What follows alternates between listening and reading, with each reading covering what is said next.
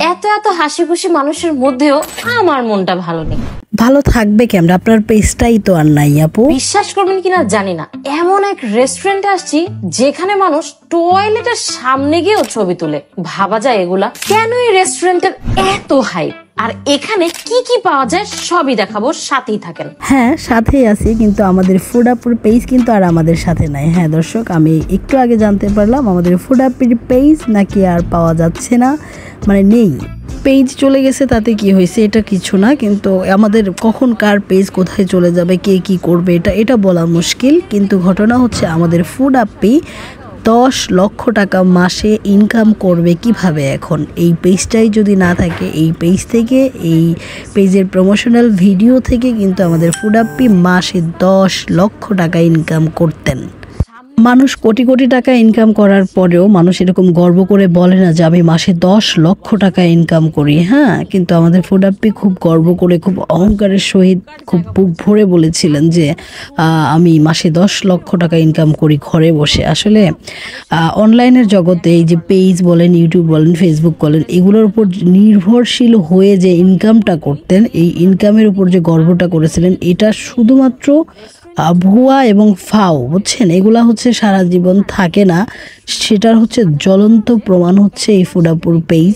আমি জানি না পেজটা রিকভার করতে পারবে কি না, কিন্তু আসলে আমারও শুনে খারাপ লাগছে যে এত বড় একটা পেজ বা ইনকামের একটা সোর্স তার বন্ধ হয়ে গেছে। সে হয়তো বা আবারও নতুন একটা পেজ খুলবে, তার কাজ যেহেতু, মানুষ যেহেতু তাকে চেনে, একটা পেজ দাঁড়াতে তার সময় লাগবে না। কিন্তু এই যে এত বড় একটা পেজ তার চলে গেছে, এটা আসলে খুবই দুঃখজনক। আসলে কিছু বলার নেই, কি আর বলবো বলেন। আসলে ফুড আপের মাঝখানে এত কন্ট্রোভার্সি শুরু করছিল সবকিছু নিয়ে, হয়তোবা তার পেজটা সবার নজরে চলে আসছিল, কেউ বা হয়তোবা তার কাজের ভুলও হতে পারে, বা কেউ বা শত্রুতা করেও হয়তোবা তার পেজটাকে হাওয়া করে দিছে। যেটাই হোক ঘটনা, যেটাই হোক ইন্টারনাল বিষয়গুলো আমি জানি না।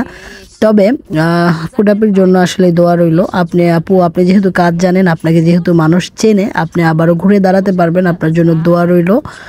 নতুন করে আবার একটা পেজ ওপেন করেন। আপনার জন্য আসলেই মন থেকে দোয়া করি। ভালো থাকেন, সবাই ভালো থাকুক, দিন শেষে এইটুকুই। আল্লাহ। খারাপ বলার কোনো সুযোগই নেই। এরপর যে অ্যাপেল মুসটা খেলাম, এটাও বেশ মজার, তবে আগেরটার থেকে মিষ্টি এটাতে একটু কম। তারপরে ট্রাই করেছি তাদের ওরিও চিজ কেক। মাশাআল্লাহ, এটা এত চিজি, খেতে এত ভালো লেগেছে যা বলার মতো না। মিরপুরের মধ্যে এত ভালো চিজ কেক আর কেউ বানাতে পারে কিনা আমার সন্দেহ আছে। আপনাদের যদি মিষ্টি খেতে সমস্যা থাকে তাহলে তাদের এই স্টার্টার আইটেম গুলো ট্রাই করতে পারেন, এগুলো মোটামুটি ভালোই আছে। তবে আমাদের কাছে সব থেকে বেশি ভালো লেগেছে ওদের এই জুসটা, নামটা সঠিক মনে নেই, যদি যান তো ওদের এই ভিডিওটা দেখাবেন বা এখান থেকে স্ক্রিনশট নিয়ে রাখতে পারেন, সেটা দেখালে ওরা বানিয়ে দিবে। গ্রিন জুসটা থেকে রেড জুসটা অনেক অনেক বেশি মজার। এই খাওয়া দাওয়ার মাঝে যদি কারোর একটু হাওয়া ফুঁকতে মন চায়, তবে তাদের জন্য এখানে সুন্দর একটা স্মোকিং জোন আছে। এর আগে আমি কোনো রেস্টুরেন্টে স্মোকিং জোন এত সুন্দর দেখি নাই। ওদের এই ক্রিমি চিকেন কার্বোনারা পাস্তাতে কিন্তু তেমন কোনো ঝাল মশলা নেই। যারা ইটালিয়ান পাস্তা পছন্দ করেন তাদের কাছে এটা দারুণ মজার লাগবে। সব থেকে বেশি অবাক হয়েছে এই খাবারটা খেয়ে। এটার নাম কাস্টার্ড ক্রোইসান্ট, আল্লাহ ভালো জানে। উফ, এত কঠিন নাম।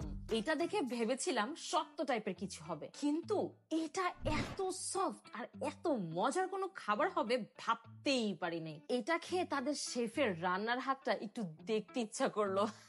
এর বাদেও তাদের ক্রিম অফ মাশরুম স্যুপ আর Spanish stuffed chicken with mushroom try করে দেখেছি। এগুলো অন্য জায়গার মতোই সাধারণ স্বাদের মনে হয়েছে, তবে খারাপ বলা যাবে না। আর প্রতিটা খাবারের আলাদা করে দাম মনে নেই, তবে যা যা দেখালাম তার সবকিছু মাত্র 30 টাকা থেকে শুরু করে মাত্র 360 টাকার মধ্যেই পেয়ে যাবেন। বুঝতেই পারছেন, ফাটাফাটি ডেকোরেট করা এই রেস্টুরেন্টে খাবারের দাম কিন্তু